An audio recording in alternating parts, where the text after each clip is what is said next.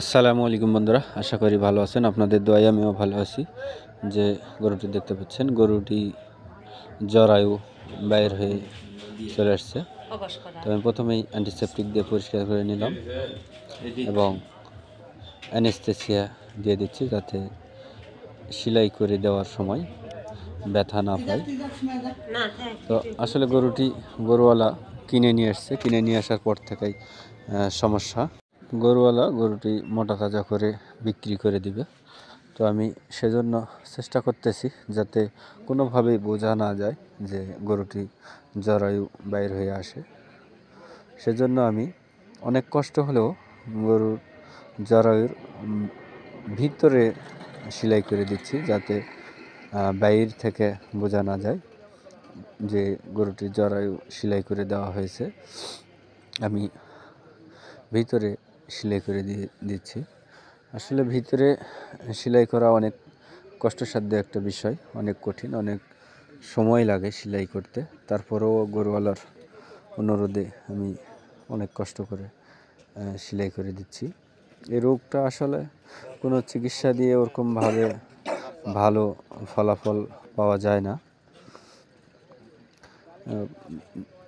যদি অনেক সময় ফলাফল পাওয়া যায়, সেটা হচ্ছে যে গরু বিয়ানার পর বিশেষ করে এই রোগটা দেখা দেয়।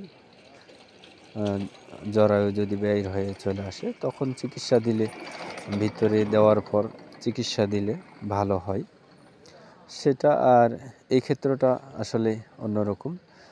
জরায়ুর মুখ একেবারেই ঢিল, যার কারণেই গরুটি আর ভালো হওয়ার সম্ভাবনা নেই এমনিতেই। তাই গরুটিকে জরায়ুর মুখ সেলাই দেওয়া হচ্ছে এবং এই সমস্যার জন্যই হয়তোবা গরু বিক্রি করে দিয়েছে। আর গরু হাটের থেকে নিয়ে আসার পর থেকেই সমস্যা।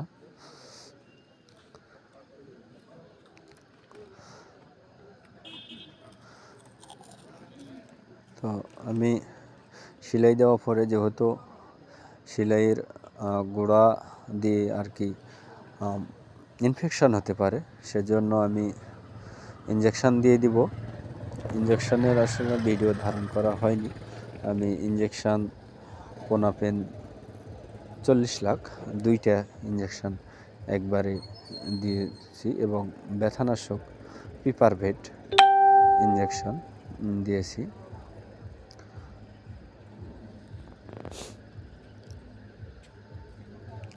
তো বন্ধুরা, আমার ভিডিওগুলো যদি ভালো লাগে তাহলে লাইক, কমেন্ট এবং শেয়ার করে দেবেন, দিয়ে পাশে থাকবেন। ধন্যবাদ সবাইকে এবং আমার জন্য দোয়া করবেন।